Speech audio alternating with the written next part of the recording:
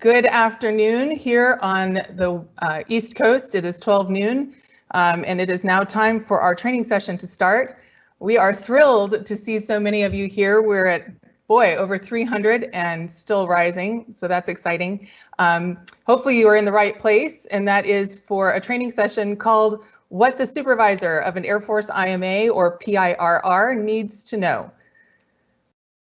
I'm going to go over a few of the rules of engagement and just explain briefly how this training works. This is a Microsoft Teams CVR live event.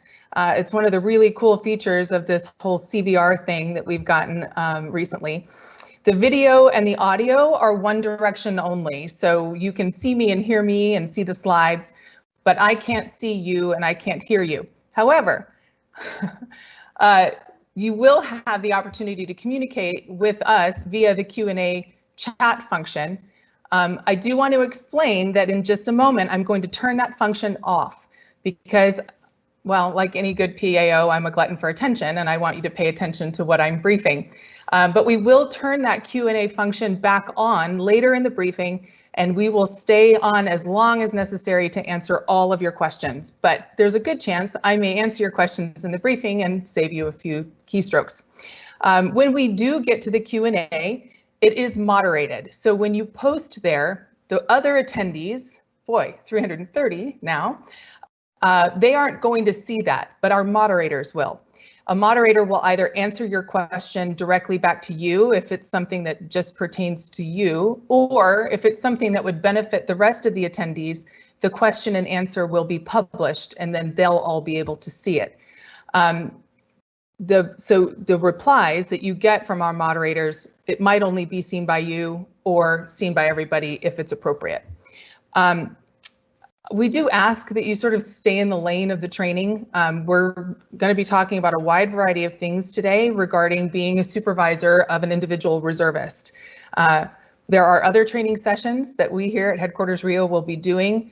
So if your question isn't pertaining to the topic of our training session today, we'd really appreciate it if you would just contact us outside of the training to the detachments or the URCs, and you're going to learn about who all those people are, and we'll be happy to answer it. But for today in the Q&A, if you could keep your questions related to the supervisory aspects of having an IR, we'd appreciate that. This session is being recorded and it's available at the same link that you used to get to the training today.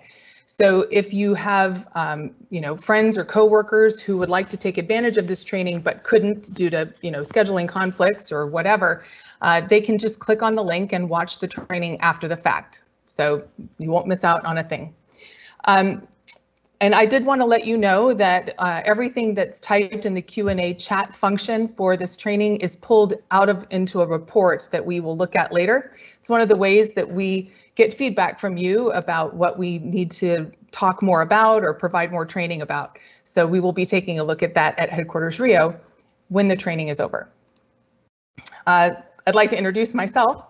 I'm Lieutenant Colonel Erin Carl. I'm the Public Affairs Officer for Headquarters Rio. That is the office that oversees the individual reservists in the Air Force. Now, I am not alone. I have a, to you, silent team of amazing people of Headquarters Rio staff, as well as detachment commanders, superintendents, and staff who are acting as our Q&A moderators today. So most of your questions are going to be answered by them. So I'm going to go ahead and turn off the Q&A because we're about to get this party started. All right. We're going to talk to you today about what an IMA does for you, or a PIRR. And there are a lot of acronyms that I'm going to cover today, and I promise to explain what all of them are in case they're acronyms that are not familiar to you. We're going to go over the roles and responsibilities for both you and all of the other people who have a small part in the career of your individual reservist.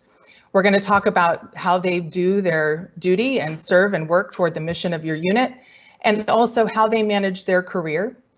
Then we're going to talk about a few ways that you can stay connected, because it's important for you to be able to get your questions answered and know where to go if you need anything. There we go. All right. Why would you want an IMA or a PIRR in your organization? Well, I can tell you, I am an IMA. I have been one on and off since 2002 when I left active duty. So some of the experience and things that I'll talk about in today's training come from my own experiences. One of the things that's really important for you to understand is your IMA or your PIRR is your military member. They are a member of your unit. They just don't work there all the time, but you have full operational control over that member. You determine the work that you want them to accomplish. And I can tell you that we desperately want gainful employment. We want you to give us good, meaty stuff to do.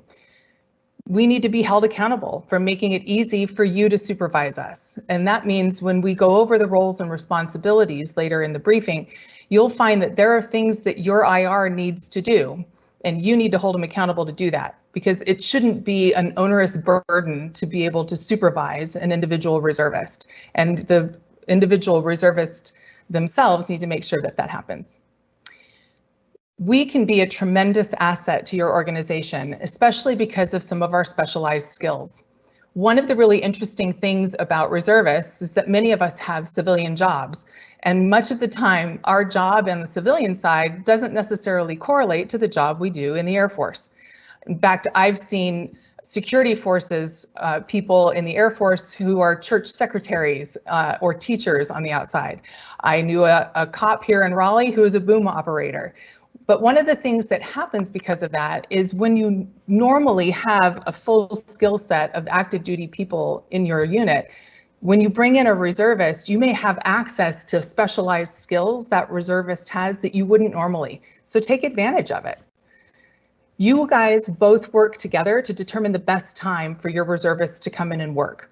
So we can be really helpful for when you have events where you need to plus up, like exercises or conferences, special events, or to fill in during personnel absences like leave or deployments. Any kind of special project, that's perfect for a reservist. If you ever have those times where you say, man, if I just had a couple of extra really useful, skilled hands, well, that's what we are. We can work for you in the office, but we can also work via telecommuting. And obviously over the last few months, that's something that's come up a lot. But some of the active duty may not realize that reservists have the ability to telecommute most of the time. And in fact, the Air Force Reserve has worked really hard to give us some really great tools to be able to do that, like CVR and like Desktop Anywhere. So sometimes it may be more appropriate for your reservists to knock out a project or help with something, and they can do so from their home instead of traveling and being at the unit. You're the supervisor and you have complete control. The IRs, individual reservists, we want to do valuable work for you. So what is this IR and IMA and PIRR? So we use the term individual reservist as a catch-all because although you might hear the term IMA most often, which is an individual mobilization augmentee, we also have members who are PIRR. So let's talk about the difference. An IMA is also referred to as a Cat B. We are always paid for the duty that we perform unless we do specialized points-only IDTs. But our regular IDTs, our annual tour, when we go on orders, we're paid for that. We're assigned to active component, unit, wing, MAGCOM, COCOM, headquarters, all kinds of stuff. IMAs have to earn 50 points toward a good R&R year. Now later in the briefing, I'm going to go into the R&R year thing in more depth, but the 50 points for a good year is very important for us because we would like to be able to earn a retirement. We also have a fiscal year requirement that says that we have so many days of annual tour and IDTs, or inactive duty training, required for satisfactory fiscal year participation. Depending on what type of position we have, we need to do 12 to 14 days of annual tour, as well as 24 to 48 IDT periods. Now, we also have a smaller component of individual reservists known as the PIRR, or Participating Individual Ready Reserve. Some of their duty is done for points only, which means they're earning points and earning a good retirement, but they're not getting paid for the duty they do. They're not necessarily assigned to a position on a UMD or attached to a unit, and they're not counted against reserve end strength. They still have to earn their 50 points for a good R&R year. As I said, they're working toward a retirement.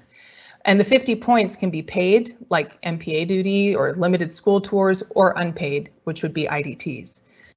Sometimes you'll see PIRRs, or things like the Academy Liaison Officer Program, or people who work with the Civil Air Patrol. Those are actually individual reservists. All right, down to basics. Now, most of these things I'm going to go into in more depth, but I just wanted you to be aware that we will be covering them. You need access to two different systems. One is called UTAPS, the other is ROEs. Now, the good thing about ROEs is you don't have to have a full account to be able to do what you need to do in ROEs. You just need to be able to access the site. And as I said, I'll talk more about that in a minute. You need to make sure that you have good contact information for your reservist. And this can be hard when you gain a reservist to your unit, but he or she hasn't done duty yet. They're still a member of your unit, so you need to be able to get in touch with them. When you get notice of a new IR being assigned, you need to make sure that you can say hello and greet them and welcome to the unit, just like an active duty person joining your unit would be greeted. This is really important. A reservist needs your feedback to know how he or she is doing or what your expectations are. The requirement to do initial feedback and midterm feedback is no different for a reservist than it is for the active component. So please make sure that you do a good, formal, meaningful feedback session when your reservist joins your unit and at regular times, so that he or she knows they're doing the right thing and fulfilling your expectations. You need to know who does what for your reservist. The unit reserve coordinator, that's somebody in the active duty unit who has been assigned an additional duty to help deal with reserve specific admin functions.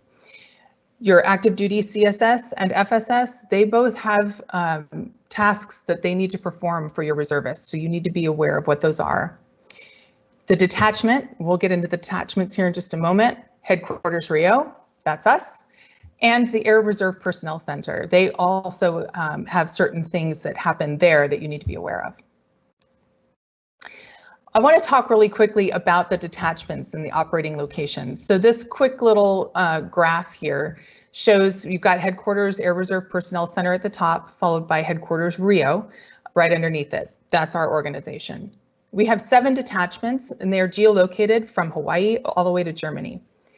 Now, you might think that the detachments oversee the reservists depending on where they are stationed, but that's actually not the case. If you look at this list, what you're going to see is that most of these detachments have their AOR determined by the MAJCOM they serve. So, for instance, in Hawaii, this makes sense, right? In Hawaii, the reservists assigned to Detachment 2, they're in PACOM and PACAF, and with some other organizations. We've got Detachment 3, in Colorado. Makes sense for them to have the Space Force and NORAD, NORTHCOM and STRATCOM. And as you go across the list, you'll see how, for the most part, there is some geographic tie to the MAJCOMs in that area, but sometimes it's spread apart. You will also notice that there are operating locations for MAJCOMs in areas where we have a concentration of IRs to make sure that there's a local person there to help. So for instance, Detachment 6, which is headquartered at MacDill Air Force Base in Tampa, Florida, it services CENTCOM, SOCOM, SOUTHCOM, which are all there in South Florida, but it also services Air Combat Command, which is up in Virginia. So you'll notice that there is an operating location at Joint Base Langley Eustis, so that there is somebody there closer to the action, if you will, that directly services the individual reservists that are in ACC. I also want to point out 2 different debts that have a slightly different dividing line, I guess you'll say. Detachment 5 services our centrally managed career fields, the chaplaincy, JAGS, and medical. So that's based out of Robins Air Force Base in Georgia. And then it also has a couple of commands like AFRC and the Air Reserve Personnel Center. Detachment 7, which is located in DC, actually oversees the MAs, which are IMAs who are general officers. They're called mobilization assistants. And then also things like defense agencies, the joint staff, again, everything in the DC area. So there's a few little differences there, but it's important to know who the detachment is that your IRs fall under, because you may need to use those detachments and contact them if you have questions about things. Okay, there is an AFI called the Individual Reservist Management that pretty much talks about all the different things that we need to know to be able to manage an individual reservist. And we're going to go through this life cycle here throughout our training. As I mentioned before, the active component or active duty unit, you have operational control over your reservist. They are a member of your unit, just like everybody else who works there full time. They're just not there all the time.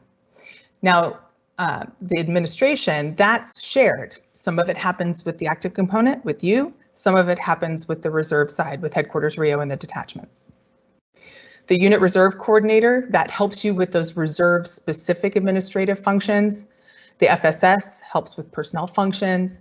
And then headquarters RIO and the assigned detachments also have a part in the administrative functions. So one of the things that can be confusing is the supervisor of an IR, and to be quite honest, as an IMA or PIRR, can be who do we go to get certain things done. If it's part of the AdCon world, you know, who's what for a specific thing. So we will try to clear that up for you as best we can. All right, the unit reserve coordinator, as I said, those are active duty members or civilian, full-time civilians within your unit that have been appointed by the commander in writing to have the additional duty of serving as a liaison between the individual reservists, the RIO detachment, and you, the active duty unit. So if you don't know who the URC is for your IMAs or your PIR, or excuse me, for your IMAs, then it's really important that you find out, because that is a linchpin of a person to be familiar with. The commanders, the directors of the active component, the active duty unit, they have some administrative control over the IR. And then you, the supervisor, you need to make sure that your reservist is trained and ready for mobilization and for accomplishing your unit's mission. And then you're also responsible for day-to-day operations. So this little graphic just again shows you there's a lot of people who have a little stake in all of this. So the unit commander with OpCon and shared AdCon, the supervisor, teach, train, and develop just like an active duty person that you supervise. The URC, you're going to go to that person for reserve specific stuff within your unit. So, and I just wanted to point out here on this little scroll that there's a list of things that the active component is responsible for. If you look underneath where it says headquarters RIO has concurrent AdCon, one of the things I want to point out is the readiness of your reservist. That's on your reservist and on you. A lot of those things, you know, like fitness and medical, that happens with the active component, but the reporting of it is done by us at headquarters RIO. All right, so let's talk a little bit about the active duty or active component commander. Performance reports, PRFs, decorations, all those things need to be done for your IMA or PIRR, just like the active duty. And of course, that would fall under the commander or the director. Discipline is an active duty thing for reservists who are attached to active duty units like individual reservists. Line of duty determinations will come from that. Assignment actions, while the assignment paperwork and all that stuff is done by headquarters RIO and the detachments, but the active duty commander has to sign off and agree to things like that. So that will come across the desk as well. Re-enlistment recommendations is definitely part of it. And then training, equipping, and supplying the reservists for possible deployment. It's the active component, the active duty unit, who has the responsibility for that. The supervisor. You need to use your reservists to accomplish your mission and keep them trained to do that. It's vitally important. They are dependent on you to get good and meaningful work and have access to the training they need to keep their skills up. You'll get together with your reservist and make sure that your yearly schedule is worked out, and use UTAPS Web with the reservist to schedule, approve, and pay for duty. And I'll talk more about UTAPS Web soon. Just so it's on your radar, the fiscal year 21 IDT schedule, That has to have your approval in UTAPS no later than 15 August, because those days and all that money has to be obligated and budgeted for. So if that's not on your radar, 15 August is coming up pretty soon. You need to arrange for training and school attendance. There are reserve quotas for that, so keep that in mind. Making sure that things like performance reports and PRFs, awards and decks, things like an end of tour decoration is appropriate for an IMA, just like it would be appropriate for an active duty person. The readiness requirements, you need to keep an eye on those and make sure that your IR is staying ready and good to go, and also trained and ready for any mobilization possibilities. The other thing we wanted to mention here, because again, it's been coming up more recently with the pandemic, is if you want your reservists to telecommute, that there is a form that needs to be signed and concurred by you to do that and give them approval. All right, your unit reserve coordinator. This is a position that is designated in writing by the commander, and the URC ensures that IRs and their supervisors are aware of what their responsibilities are. If your reservist needs a CAC reader, they should be able to get that from their URC. And that's important so that they can, check into their email and stuff when they're not on duty with you.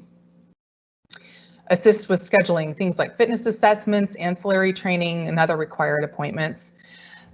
And this is a big one for me. I've had a lot of different IMA jobs, and sometimes you might have a good span of time between, when you're actually in the office. So not only is it put upon the URC to keep the reservists in that unit informed on events and policy changes, but I would honestly say that that should be part of one of your responsibilities as well. If there's something going on in the office that everybody assigned to the unit should know, just make sure that your IMA or your PIRR, that their email is on it before you hit send. Keep them in the loop and make them feel part of the unit. We did want to point out that for medical, JAG, and chaplains, they don't have a URC because those are centrally managed. So the functional managers and their teams at AFRIC, at the Air Force Reserve Command, they assist with their admin functions. So if that applies to you, a URC isn't part of the equation there. First Sergeant, the unit training manager, and the MTF.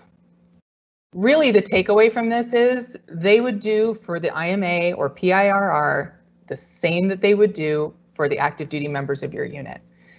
The first sergeant oversees the reservists who are assigned, because we are assigned to your unit. We're not assigned somewhere else.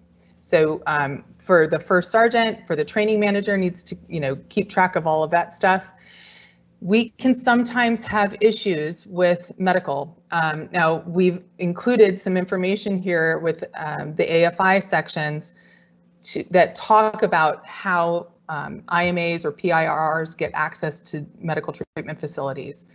In a nutshell, we are able to be seen by medical personnel. We just have to be in status. We don't have to be in status to make the appointment. We just need to be in status when we go to the appointment. And so there have definitely been times where we call to make a PHA appointment or do labs or all that kind of readiness stuff that everybody in the military has to do.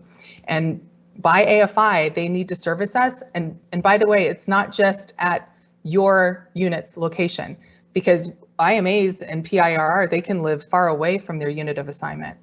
So if I call a base near where I live, I should be able to be seen by them as long as I'm in status. If your reservist has an issue with that, they might need you for some backup, or your URC, to help grease the skids, if you will, with that military, with that medical facility to make sure that they service that IR the way they're supposed to. So just be aware that it's in the AFI, but not everybody notices it all the time. Okay, the FSS, MPS, oh, so many letters.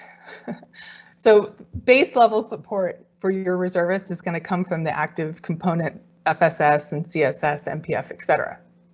So there are personnel products like the unit personnel management rosters, EPR and OPR notifications and routing, officer upgrade suspense, training rosters, formal school board notices, all that stuff comes through your unit's sections for that.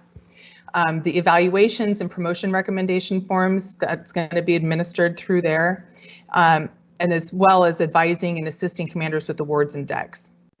So stay in contact with your FSS regarding your reservists so that they don't forget to run performance report shells or any of the other products that they're supposed to. Just keep it on their radar, okay? This is something that if your FSS people are needing more information about what they need to do to service your reservist, if you go into My PIRRs and go into the upper search function and start typing FSS, you'll see this come up, the Force Support Squadron Organization. Well, you can read.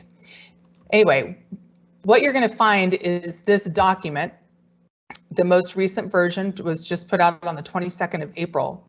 And in that document is this table that lists out what the responsibilities are. So if your FSS has questions about what they're supposed to not do or not do to support your reservist, this is where you can send them.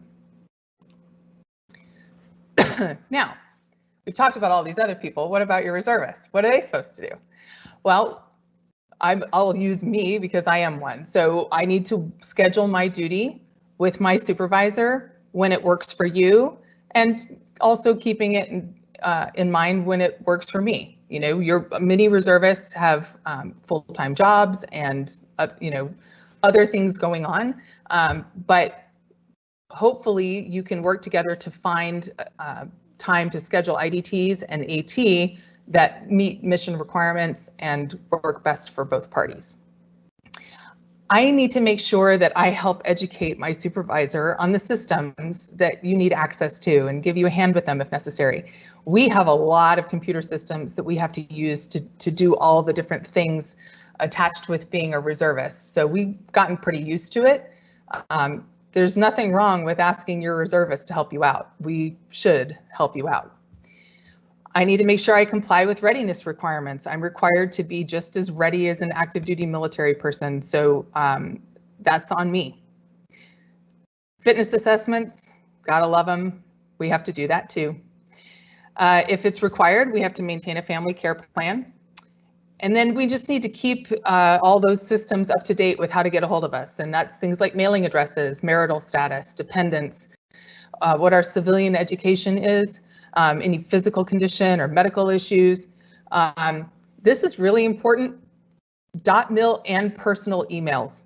One of the questions you can ask your reservist is, hey, do you hear regularly from HQ Rio and your detachment on things? Because if they don't, it's because they don't have a personal email in our systems. Because we send out at least every 2 weeks, we send out information.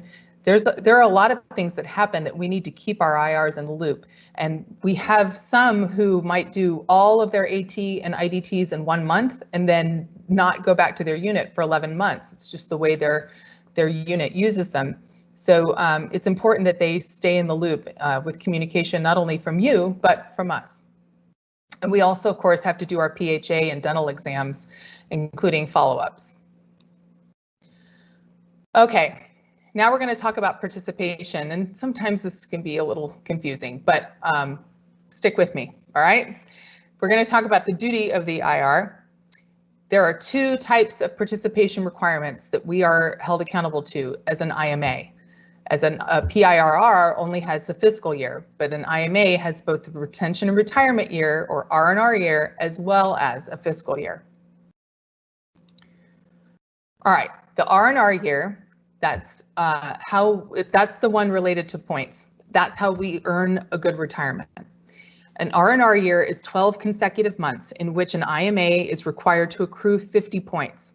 Now we get 15 membership points, so at least 35 other points for doing our duty. We have to have that in there to have that good year. So when you hear your reservists talk about concerns about having a good year, this is what they're talking about. What can be confusing is that each of us has a different R&R date. Mine is May 23rd. As a reservist, I need to know what my R&R date is. So the next time you talk to yours, ask them, hey, what's your R&R date? If they don't know, then they are seriously at risk for having a bad year just because they're not keeping it in mind and not planning. So knowing what that date is vitally important.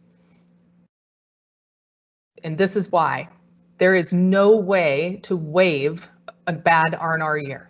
Okay, if your reservist doesn't get 50 points in that 12 consecutive month period, it will be a year that doesn't count toward retirement. So as far as calculating retirement, it's as if that year didn't happen, and there's no way to waive it. It's all set forth in Title 10 and by law. Now, that's especially been an issue recently with COVID. And one of the reasons that we've been working so hard with our reservists trying to come up with telecommuting or alternate work locations, because travel is obviously very difficult.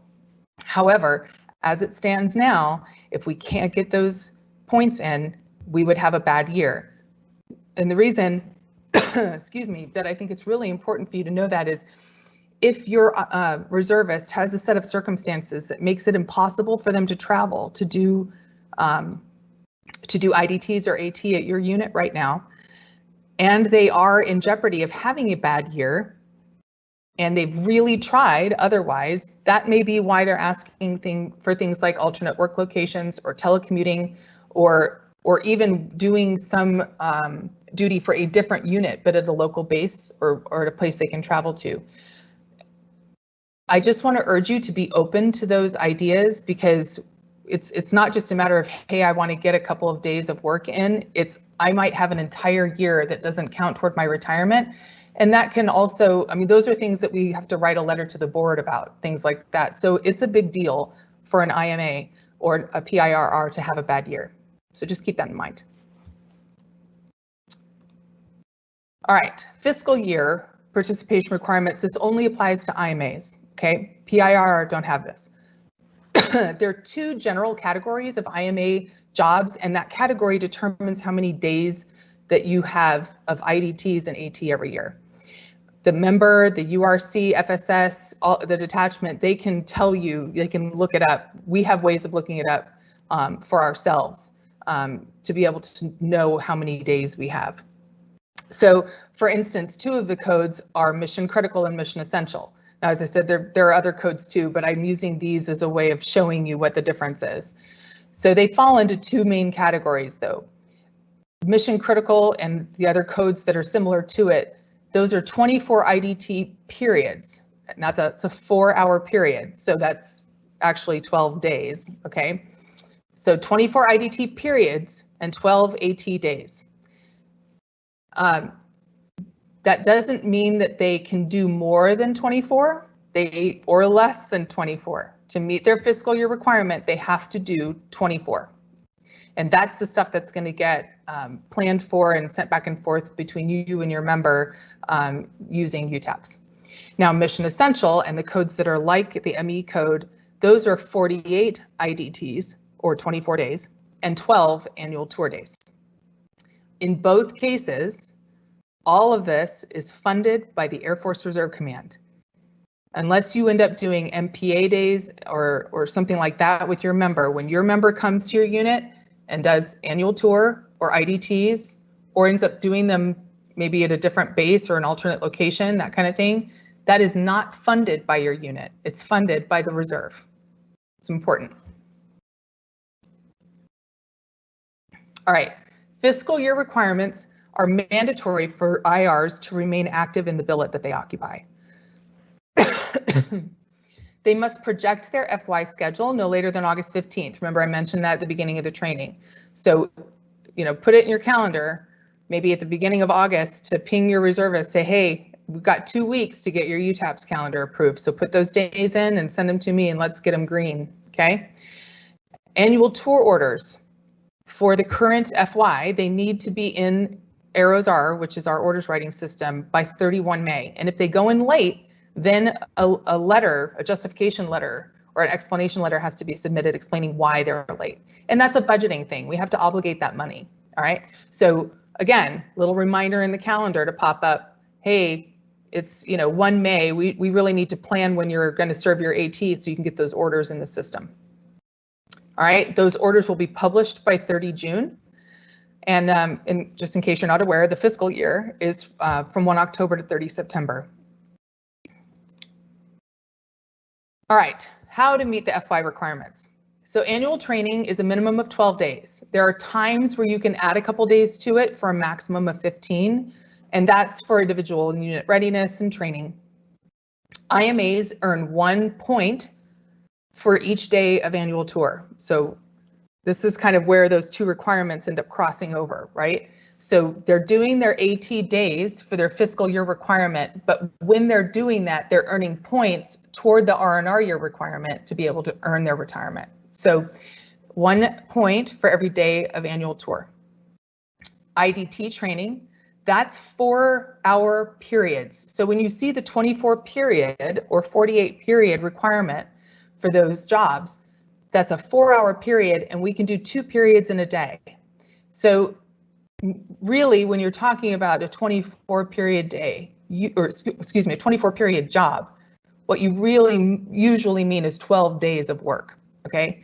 Now, it says that there's a maximum 130 points per year of IDTs, and that's paid and non-paid, because you, like I said, you can't, if you have a 24 period job, you can't do more IDTs, but there are ways of doing unpaid IDTs, so that's where that 130 max comes in. Unsatisfactory participation, if you fail to meet FY participation requirements, that could mean an unsatisfactory participation and possibly lead to something like an administrative discharge unless there's a waiver on file. So if your reservist, for whatever reason, isn't going to make their FY requirement, that is waiverable. It can be waiverable, but you need to do the work for that. Your IR needs to do the work for that. So keep that in mind as you all are doing your scheduling and planning.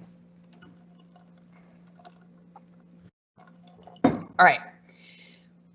As a reservist, we have to keep an eye on those points. If we want to earn good R&R years, and if we would like to get a retirement someday, we need to get those points. Now we can check that in virtual MPF on our PIRRs, the point credit summary.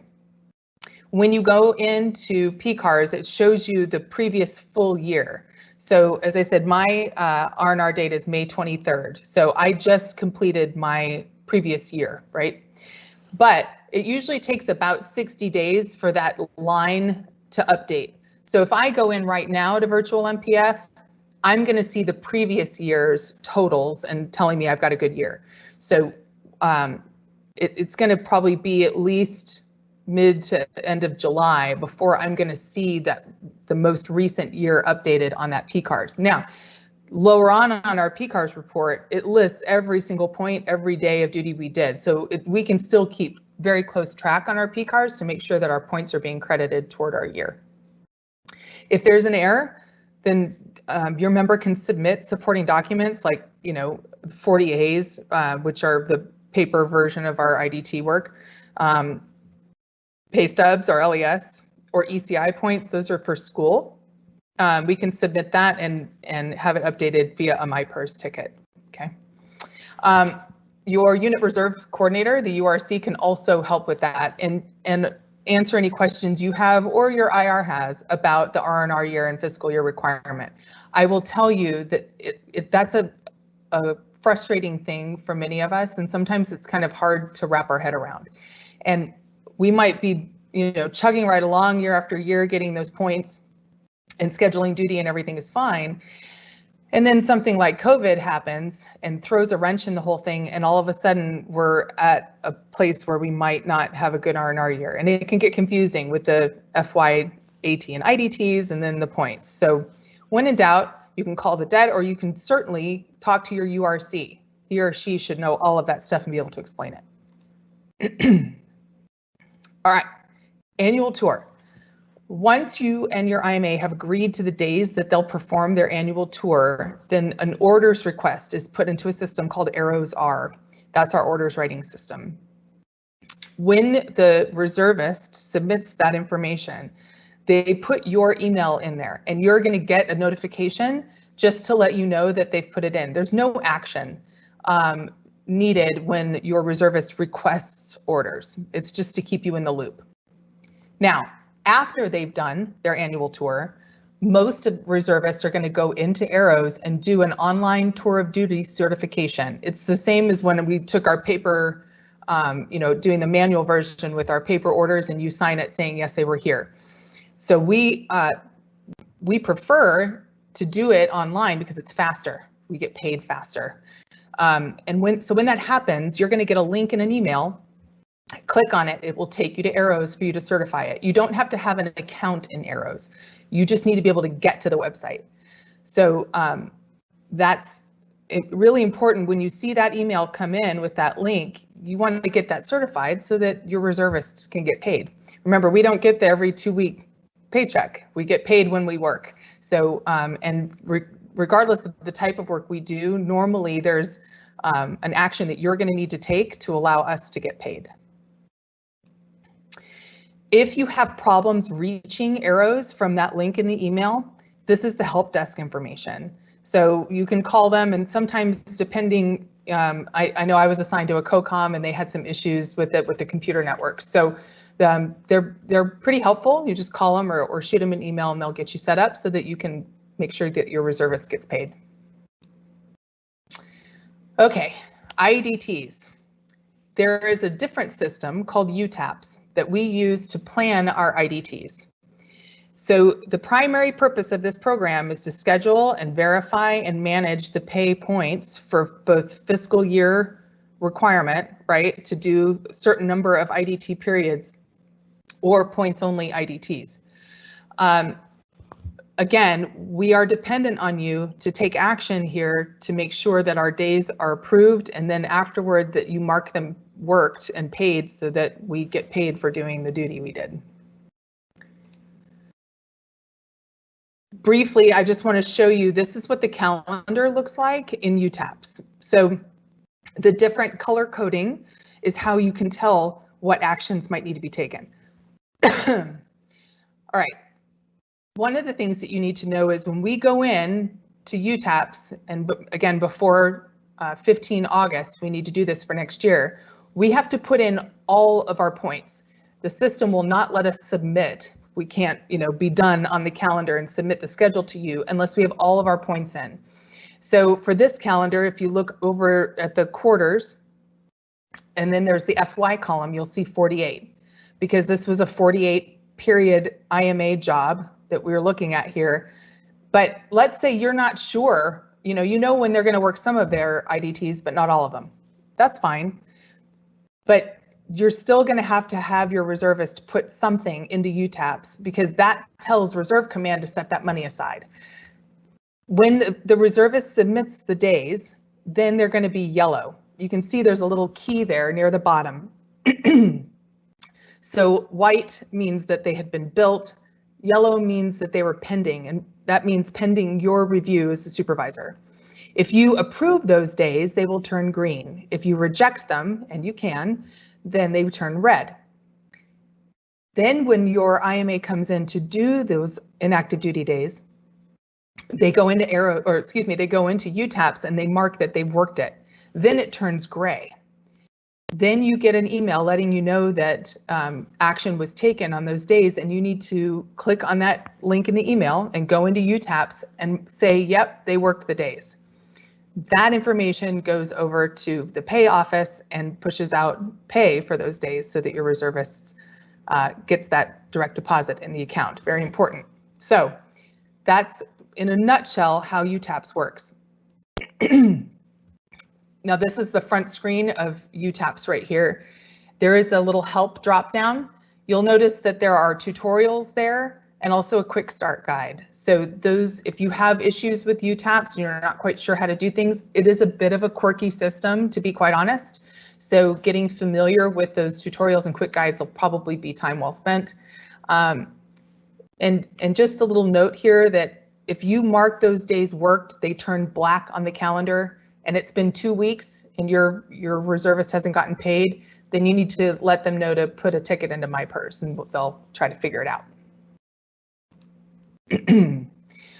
All right, so at headquarters Rio, that's one of the things that we do there at our office at Buckley, and that is both travel reimbursement and pay.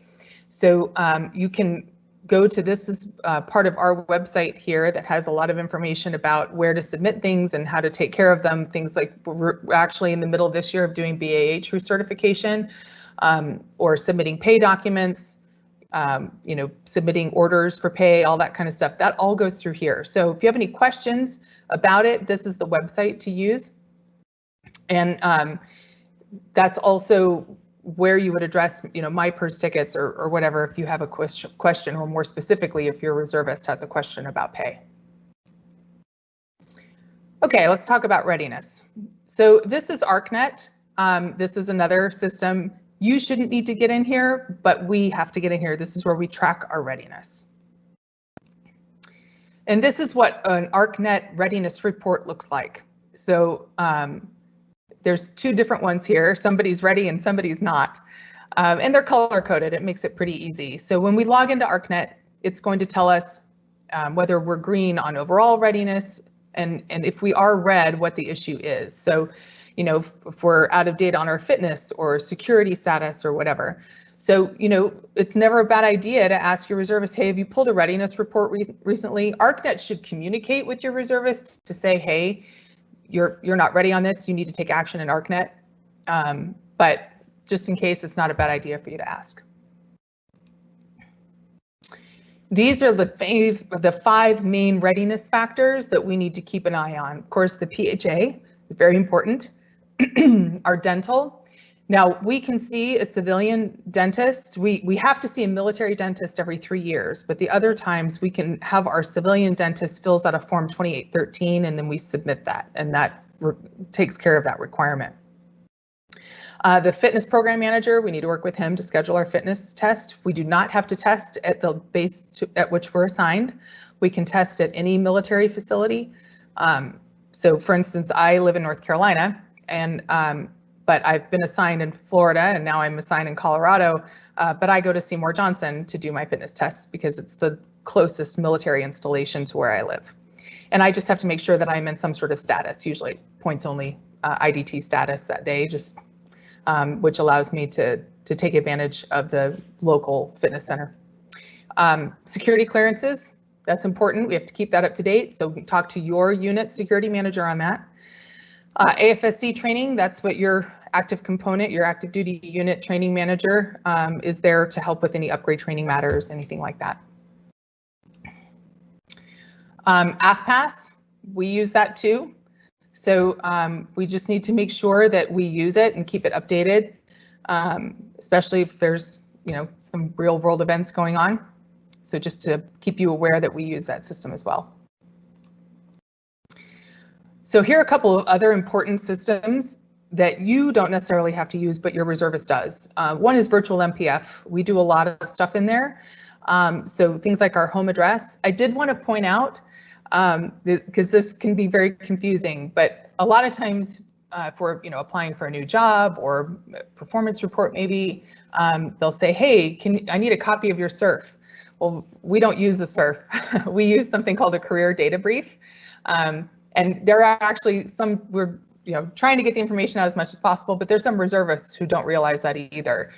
So if they are asking you, hey, I don't know where to get my CERF, it's because reservists don't use them. So if you go into to virtual MPF, you can actually see the link there under most popular applications. It says career data brief.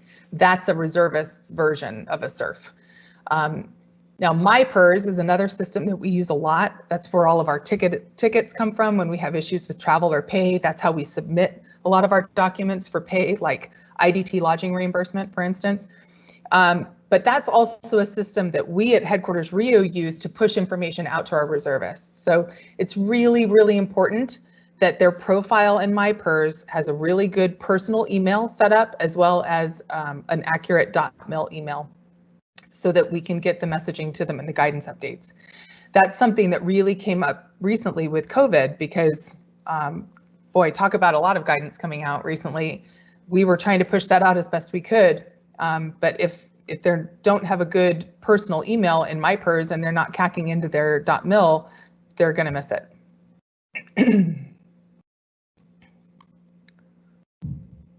Click, there we go. Okay. So now we're going to talk a little bit about our career. because we have to manage our career just like an active duty military member has to manage it. So first thing is evaluations. The 120-day requirement is there for performance report for officers, but it's also 16 points. Earlier I mentioned we have some reservists who do all of their annual tour and IDTs all together. So they show up to their unit and they're there for 3 or 4 weeks, and then they have an 11-month break and then they do it again. Well, if you have a change of rater in that time, you might technically have 120 days of supervision, but your IMA hasn't worked during that time. So if that happens, what happens is there's sort of an extension until they do 16 points. So you don't have to write a report for days only covering no work. That doesn't really make much sense. Here's the AFI to use on when to prepare reports for officers. And then of course we've got the static closeout dates for our enlisted members. The CSS and FSS or the detachment can answer questions about performance reports, but they are, routed and done through your unit, not through the reserve. So for promotions, the performance reports and PRFs, those all come through the active component, the active duty unit. IMAs, we need stratifications too, but you can stratify us against each other, all right? Or you can stratify us amongst everybody within the unit. Either way works, but stratifications mean just as much to an IMA on a report that they do for the active duty. Promotion selection notifications, non-select, that's done through your unit's chain of command, or it should be. The CSS, FSS should provide that release information to your commander. So hopefully you're kind of in the know for your reservist about when they might be coming up for promotion or when a release will be. And you can sort of ping the CSS and FSS and make sure that they've got that on their radar. I did want to point out something that there are some units I think that don't realize this, but for PRFs, an IR, an IMA or a PIRR, we don't compete against active duty officers for the DP quota. So when you talk to the senior rater or the rater, it's just a good thing for them to be aware of. That doesn't mean that we all get a DP. That doesn't make any sense at all. It just means that if we have seen in the past where a commander will say, wow, this IMA is really amazing and I would love to give them a DP, but I can't when I'm putting them up against the quota of the active duty people who work 12 months out of the year. They don't have to. So if you have any questions about that, you can certainly direct it to us, but just wanted to make sure that you were aware of it. All right, enlisted promotions. You're going to receive notification from the detachment of the reservist eligibility to promote, and then your commander will recommend or not. The unit will send the commander signed roster and the package back to the det. So there's a partnership going on here, right? ARPC will publish promotion orders no later than the first of the month for rosters received the previous month. And it's available in PRDA. So promotions are effective the first day of the promotion month. And the unit commander has the responsibility to notify of selection or non-selection. Again, just like an active duty member of your unit. Just a little bit about deployments. IRs, we can deploy. And so if they ask you if they can, you can certainly contact us and contact the IPR office at Headquarters Rio if you have any questions about that. They need to be green on their readiness requirements to be able to deploy.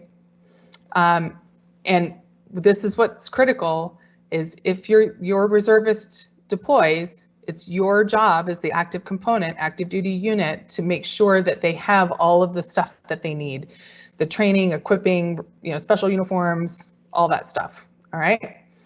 And it's okay to tell your reservists that your unit can't support them, but you certainly want to try if you can, but there are certainly plenty of reasons why you may not be able to. So the RIO office, the IPR office at RIO, they task the member and request the mandates and all that kind of stuff. So there are definitely things related to the deployments that will happen at headquarters RIO, as opposed to in your unit. We have a couple places where we can look for deployment opportunities, the VRS system, and then functional area managers are also usually aware of different deployment opportunities. And 06s and above, they require AFRIC CV approval to deploy. So this just kind of breaks apart the different responsibilities for the deployments. Headquarters RIO, we're going to cut the CED orders, the AEF taskings, contingency orders. We're going to do stuff in arrows. We're going to work in the deployment discrepancy system. But then here's a list for the active duty unit, and that's you. If you think you're going to be sending your reservists over, you need to forecast for that MPA money. You need to train them, equip them.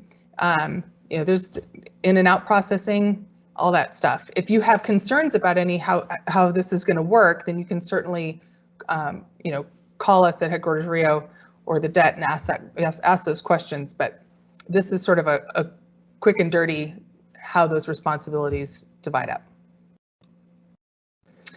Also keep in mind that deployment and exercise requests, your member has to sign a statement of understanding that goes through the unit and the detachment. So this is just a quick version of what that looks like, but just be aware that that statement of understanding requirement exists. In virtual MPF, we can look up our AEF indicators, and an IR should have an AEFI code assigned in MilPDS by their assigned unit, and it should correspond. Okay, so if it doesn't, you can ask and see what's going on. The Yellow Ribbon program is a really amazing program for reservists to participate in pre and post deployment. So there's a lot of information about the Yellow Ribbon program online, but there's 4 events. There's pre-deployment and then deployment and then 2 post-deployment events, and they're held regionally. And in the reserve, we combine some of them, but just so you know, we're eligible for those when we go on deployment. Now, if we're in ArcNet, we can actually look up RPA or MPA, the difference being who's paying for it. RPA is reserve funded, MPA is active duty side, active component funded, but we can look up any of those opportunities in ArcNet. Now, I did mention that uniforms, as they relate to deployments, that for a reserve member that would come through your unit. However, there is regular uniform replacement for officers and enlisted through headquarters RIO and the reserve. So if you go to the resources tab on the HQ RIO website, it has the information there. I'm just going to quickly go over it. So officers are normally not eligible for uniform replacement. However, if we serve on active duty orders for at least 91 consecutive days, and the consecutive is important, then we're entitled to a clothing allowance every 2 years. And there's a form we fill out to do that. So if you have a reservist who's going to be on orders for more than 90 days, you might want to give them a heads up that they're going to be eligible for a uniform replacement if they haven't done it in 2 years. For enlisted, the enlisted are eligible for uniform replacements for issued items once every 3 years. And there's a request process that's outlined on the resources tab for them to do that. I did want to mention earlier too, a lot of this information on these slides, I certainly don't expect that you're memorizing it. We make the slides available to you afterwards to use as a resource. So all these links will be there for you. Now, IMAs, we switch jobs, so do PIRR. So one of the ways we do that, if we're coming up on promotion, we might need to find a new job, or if we're moving, there's a lot of different reasons for career progression. So we can look up where those jobs, where openings are out of the secure apps for the Air Force Personnel Center under reserve vacancies and the reserve management vacancy system.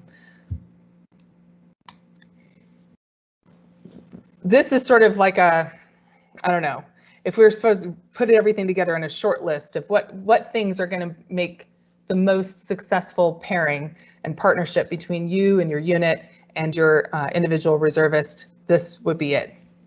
If I were the supervisor of an IR, I would first know who my URC is and how well they take care of IRs and get to know that person. Contact the detachment and have an indoctrination. But no, if you're not familiar with a lot of this stuff, your detachment can provide a lot of answers for you. So get to know them as well. Stay in regular communication.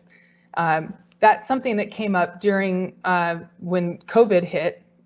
We're doing readiness and check-ins and, hey, is everybody feeling okay and anybody need anything?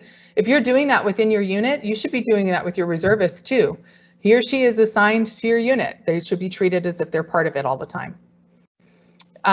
You need to hold your reservist to the same standards that you hold anybody else who works in your office full time. And that's really important. We want to be treated like all of the other people who are assigned to your office. And that means being held accountable for the standards we're supposed to keep. The IR management AFI, highly recommend you keep that handy, a little bookmark on the browser, because you never know when you might need it to look something up or be able to explain something to your reservist or vice versa. The Rio Connect app, and I'll give you more information about that in a minute, is also a really great resource for you to stay connected to the reserve side of what's going on with your member. So the Rio Connect app would also be a great thing to do. All right, so this is the IR Management AFI 36-2629. I did want to point out that it hasn't been updated recently, and there are references in that AFI to volumes 1 through 3 of AFI 36-2254. So many numbers. That has been replaced by AFMAN 36-2036. So just keep that in mind. If you're looking in the IR Management AFI, the references to the other AFI are actually now references to the AFMAN. Another good place to go to look for stuff is the Headquarters Rio website. We have a lot of information on there, including the IR guide, which is, tells us individual reservists how to do all the stuff we need to do. And it could very well be helpful for you as well. If you have a question about something, or if your reservist has a question about something, my PIRRs is where you ask it. If the URC and the detachment, if that's not getting the answer that you need, this is something else you can do. When you go into My PIRRs, you would select Contact Us, then select Email the My PIRRs Total Force Service Center.